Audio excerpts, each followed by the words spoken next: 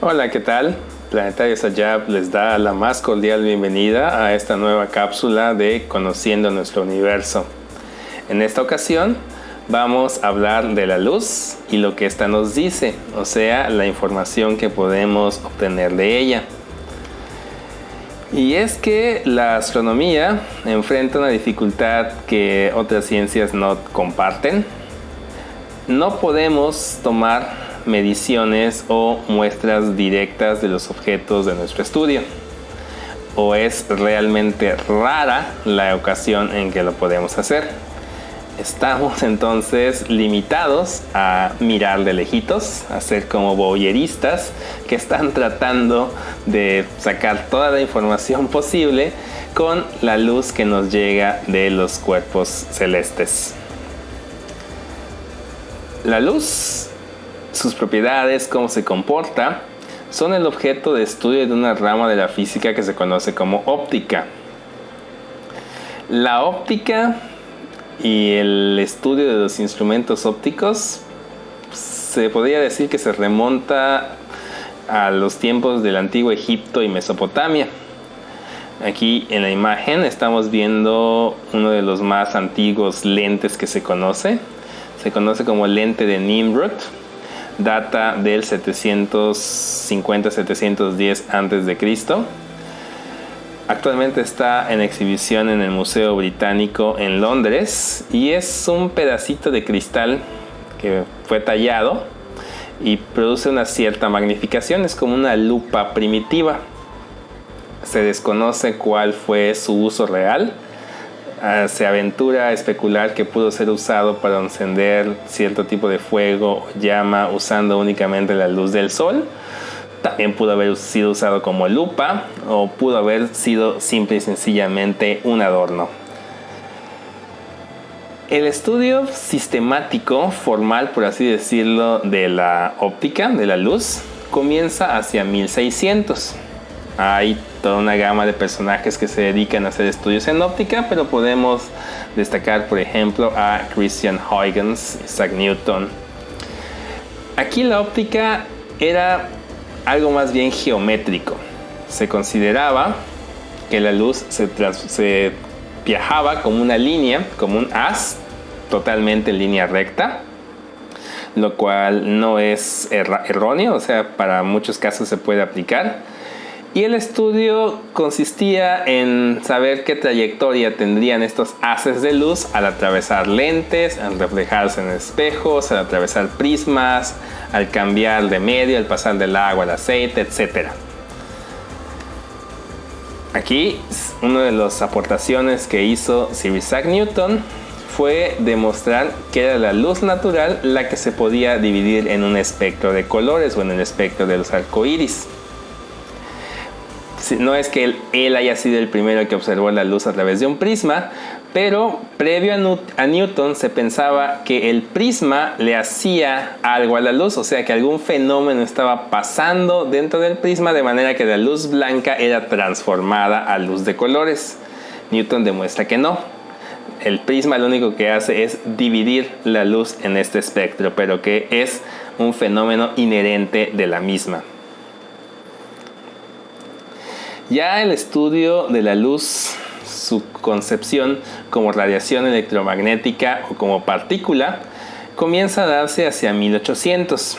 En realidad es un resultado del trabajo conjunto de varias ciencias.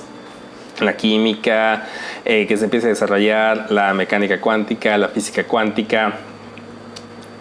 En esto influyeron personajes como Niels Bohr, que es el que diseña el modelo atómico, Max Planck, que es quien empieza con la cuantización y los niveles de energía, y claro, James C. Maxwell, que nos da las leyes de Maxwell que nos permiten condensar o ver cómo es que la electricidad y el magnetismo funcionan de manera conjunta. ¿Qué es entonces la luz? La palabra luz la usamos popularmente para referirnos a lo que nosotros podemos ver, a aquello que estimula nuestros ojos para formar imágenes.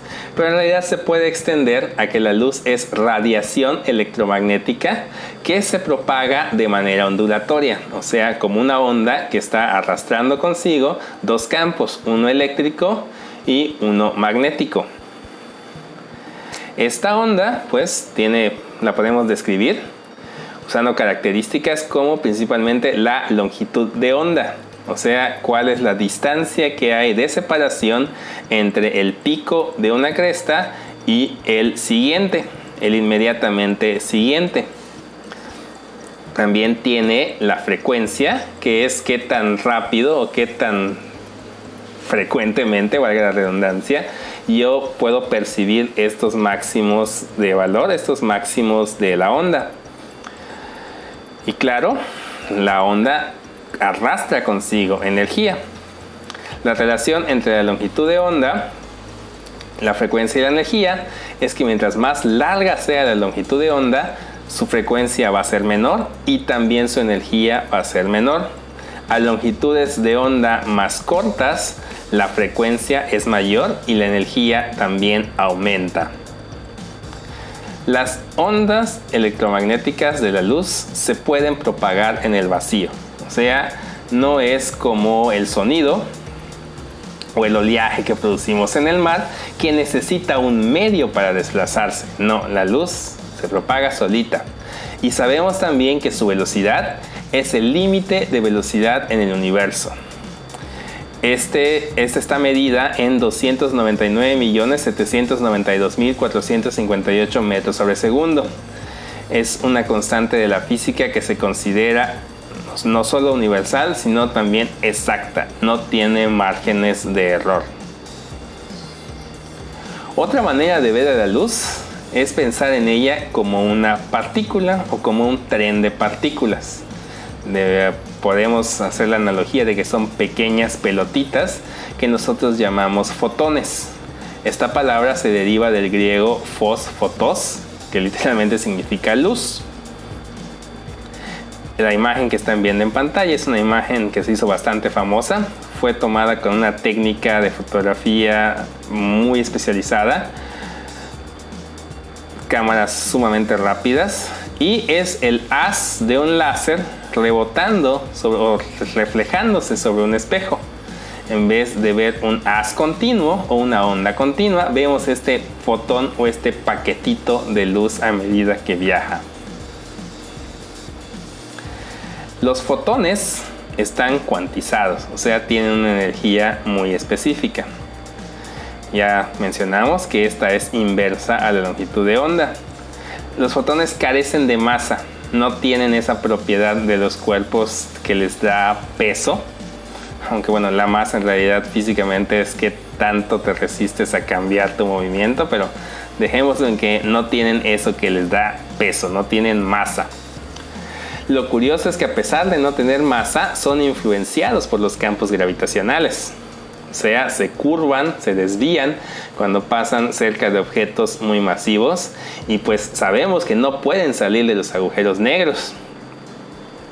¿Cómo es que algo sin masa es afectado por la gravedad? Pues esa es una de las interrogantes de la física. Es por lo que Einstein propuso lo del espacio curvo, pero bueno, no entremos en esos detalles ahorita. Por cierto, a veces sobresimplifican esto y dicen que la luz es al mismo tiempo una onda y una partícula. Para ser un poquito meticulosos, un poquito exactos, esta concepción es errónea. Simplemente la luz es algo que bajo ciertas circunstancias se comporta con un movimiento ondulatorio y bajo otras circunstancias se comporta como una partícula. En la luz tenemos, la radiación electromagnética se puede dar en un amplio espectro de longitudes de onda, o de frecuencias o de energías. Es equivalente en la manera de verlos. Van desde longitudes de onda muy muy cortitas, que son picómetros, nanómetros, o sea, serían el equivalente de la 1000 millonésima o inclusive la billonésima parte de un metro. Estas son las que tienen más altas energías y van paulatinamente haciéndose más largas hasta que llegamos a las ondas de radio, que tienen longitudes de onda de entre algunos metros hasta algunos kilómetros. Una cosita interesante, vean la barrita de arriba que dice penetra la atmósfera, y vean que no todas las porciones del espectro electromagnético logran llegar a la superficie de la Tierra. Esta es la razón por la que cuando se diseñan instrumentos para observar en estas longitudes, a veces tienen que mandarse forzosamente al espacio. Nuestro ojo percibe típicamente la luz o la radiación electromagnética entre los 400 y los 700 nanómetros. Los 400 nanómetros son los colores azules violeta y ya los 700 nanómetros son los colores rojizos. Durante muchísimo tiempo, toda la astronomía se hizo únicamente en esta pequeña ventanita del espectro electromagnético, tanto si fue a ojo desnudo como si fue a través de un telescopio. Inclusive hoy en día, prácticamente la totalidad de los telescopios que podemos adquirir de manera comercial funcionan en el visible. Nuestras cámaras comunes, los CCDs de los smartphones, todos captan esta ventanita de luz. Pero, aunque es una ventana pequeña, ya nos empieza a dar información. Una de ellas es qué tan caliente está algo. Podemos asociar una temperatura a la longitud de onda que recibimos. Salgan ustedes en la noche a mirar las estrellas, mírenlas con detalle y van a ver que no todas tienen el mismo color. Hay unas más rojizas, otras como amarillas, otras azules, otras blanquitas. Las estrellas más rojizas son las que tienen una temperatura superficial más fría, y conforme yo voy hacia estrellas más azules o más blanquitas, quiere decir que su temperatura superficial es mucho mayor. Un ejemplo cotidiano de esto estaría, por ejemplo, en la llama de una estufa o cualquier otra flama. Vean que cerca de la fuente la llama es azul, y conforme se va enfriando, se va alejando, se torna entre amarilla, rojiza. ¿No es cierto? Aunque no cae en el visible, pero un principio similar a ser equivalente en longitud de onda y temperatura, es como funcionan los termómetros infrarrojos que ahorita están siendo bastante populares debido a la situación sanitaria. Es básicamente un sensor que recibe la luz y en base a su frecuencia, en base a su longitud de onda, puede determinar a qué temperatura se encuentra un cuerpo.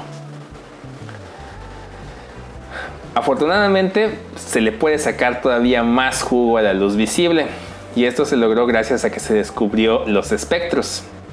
Los espectros es que cuando recibimos la luz de un astro y la hacemos pasar por un prisma, pues se divide en colores. Pero a veces esa división de colores tenía como que ciertos faltantes. Había unas zonas que estaban oscuras, o al revés, era una cosa totalmente oscura, solo con unas pequeñas rayitas de color. Estos espectros en realidad tienen mucho que ver con la manera en que la luz interactúa con la materia, o la manera en que la luz interactúa con los átomos. Debido a la manera en que los átomos absorben y emiten energía, a los distintos niveles de energía que puede haber en la estructura atómica, es que pueden absorber porciones muy específicas o emitir en porciones muy específicas de la luz. Esto es lo que son los espectros. ¿Y qué podemos saber con ellos? Bueno, ya lo dijimos, las temperaturas. No todos los elementos químicos dan como resultado el mismo espectro. Dependiendo de los elementos que haya, es el espectro que nosotros vamos a observar. Así que también nos dan la composición química. No necesariamente de la fuente, también puede ser de la atmósfera que lo rodea, o inclusive del material que está entre la fuente de luz y nosotros. Nos da también una idea de las densidades, o sea, de qué tan compacto o qué tan disperso está el material ahí, porque también el cambio de densidades genera un poquito de cambio en los espectros. Y viendo cómo estos se desplazan respecto a un eje de referencia, podemos saber, usando el efecto Doppler, podemos saber la dirección y la velocidad del movimiento de lo que estamos observando. Por cierto, la espectroscopía no es algo exclusivo del óptico, se puede hacer también en otras porciones del espectro electromagnético, como por ejemplo en el radio, los rayos X, el ultravioleta, etc.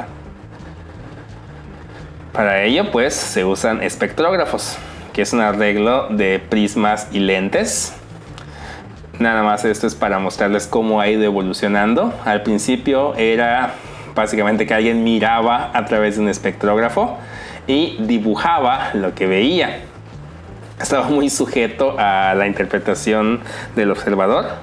Ya afortunadamente hoy en día, como están viendo en este momento, los instrumentos son bastante más sofisticados y nos permiten obtener espectros mucho más detallados y mucho más precisos.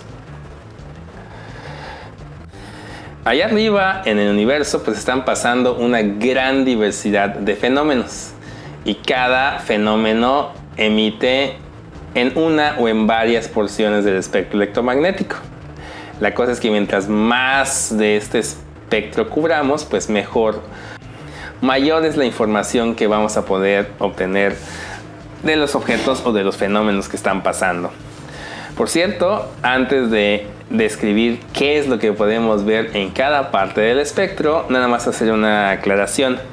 No podemos diseñar, no es físicamente posible diseñar un telescopio universal, o sea, un único instrumento que pueda observar en todas las longitudes de onda, en todo el espectro electromagnético. Cada porcioncita requiere de su instrumento específico. Es una especie de limitación, pero pues ni modos. Comencemos con lo más energético, con los rayos gamma. Estos son producidos por fenómenos de muy alta energía. Energías que equivalen a temperaturas que son superiores a cientos de millones de kelvins. Estas cosas pasan, por ejemplo, en choques del gas de las capas aventadas por las supernovas. Pasa en discos de acreción alrededor de agujeros negros y en núcleos de galaxias activas. Uno de los instrumentos que se usa para observar rayos gamma es el Fermi Gamma Ray Space Telescope, que, si recuerdan, como los rayos gamma no penetran la atmósfera terrestre, tenemos que ponerlo en el espacio. Esta es una imagen de un mapa del cielo completo en rayos gamma.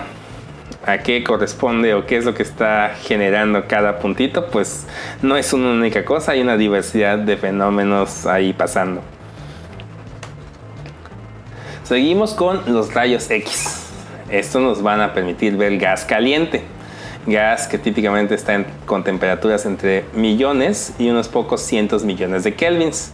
También se encuentra este tipo de material en remanentes de supernova, pero también en la parte de las estrellas, en la parte de la atmósfera estelar que se conoce como corona, o también en el gas que se localiza distribuido entre los clústeres de galaxias. Un instrumento que tenemos, uno de los instrumentos que hay para observar rayos X es el telescopio XMM Newton. Vamos a empezar a hacer una comparación de cómo se ve un mismo objeto mirado a distintas longitudes de onda, para que veamos que de veras son cosas, nos permite descubrir cosas nuevas. Tenemos aquí a la nebulosa del Cangrejo en rayos X. La nebulosa del Cangrejo es un remanente de supernova, también conocido como el objeto Messier 1. Se encuentra, por cierto, en la constelación de Tauro. Sí se puede ver con un telescopio, siempre y cuando las condiciones del cielo sean bastante buenas. Pero en este caso, los rayos X nos dejan ver los electrones que son agitados o calentados a muy altas temperaturas por los intensos campos magnéticos que está generando el pulsar. El pulsar es el remanente de la estrella que explotó como supernova, que se ha comprimido mucho, no llegó a ser un agujero negro, es una estrella de neutrones, pero está tan compacta, está en un estado que se llama degenerado y está girando tan rápido que pues tiene unos muy intensos campos electromagnéticos, pues, que agitan y se llevan consigo lo que está a su alrededor. Pasamos al ultravioleta. Aquí vamos a ver fenómenos con temperaturas de entre miles hasta unos pocos millones de Kelvin. Siguen siendo cosas bastante calientitas, por lo tanto se puede encontrar este tipo de emisión también en los remanentes de supernova, o lo emiten particularmente estrellas calientes. Nuestro Sol también emite radiación ultravioleta, pero por así decirlo de energía más o menos baja. Los telescopios que observan el ultravioleta, como este que ya dejó de funcionar, ya cumplió su misión, que es el telescopio Galax, también tienen que estar en el espacio. La radiación ultravioleta no penetra la atmósfera terrestre. Esto en realidad es una fortuna para nosotros, porque la radiación ultravioleta rompe muy fácilmente los enlaces moleculares, o sea, no permite que se formen moléculas complejas, proteínas, ADN, y o sea, los bloques que luego constituyen a todos los seres vivos no se pueden formar si hay altos niveles de radiación. Así que es una ventaja que no llegue hasta la superficie terrestre. Y pues esta es una imagen de la nebulosa del Cangrejo en el ultravioleta. Estamos viendo la zona que rodea a la parte central. Estos electrones, este material también está siendo agitado, calentado por los campos magnéticos del pulsar, pero como está a una distancia un poquito mayor, ya está a menor temperatura. Sigue el visible. El visible es la radiación electromagnética que perciben nuestros ojos. Aquí se están viendo fenómenos con temperaturas entre 1000 y 10.000 kelvins. Por cierto, nada más para aclarar, no quiere decir esto que lo que estamos percibiendo con luz visible tenga estas altas temperaturas. Si yo volteo y estoy viendo, por ejemplo, la luz de una pared, no quiere decir que la pared esté a 1000 Kelvin. No, la temperatura que se está dando equivale a las temperaturas que tiene la fuente de luz. Y lo que ven nuestros ojos muchas veces no es la fuente, sino es luz reflejada. Cuando es de día, pues vemos la luz del sol reflejada sobre las superficies. Y cuando es de noche, pues vemos luz artificial también reflejada en las superficies. En el visible, pues podemos ver planetas, estrellas, nebulosas, a nuestros compañeros, etcétera. Todo lo que percibimos directamente está en este rango. Y pues los telescopios, los instrumentos para este espectro, pues abundan. Muy posiblemente algunos de ustedes tengan uno en casa. De manera profesional, por ejemplo, en México tenemos el que está en la Sierra de San Pedro Mártir, el OAN, Observatorio Astronómico Nacional, que es operado por la UNAM.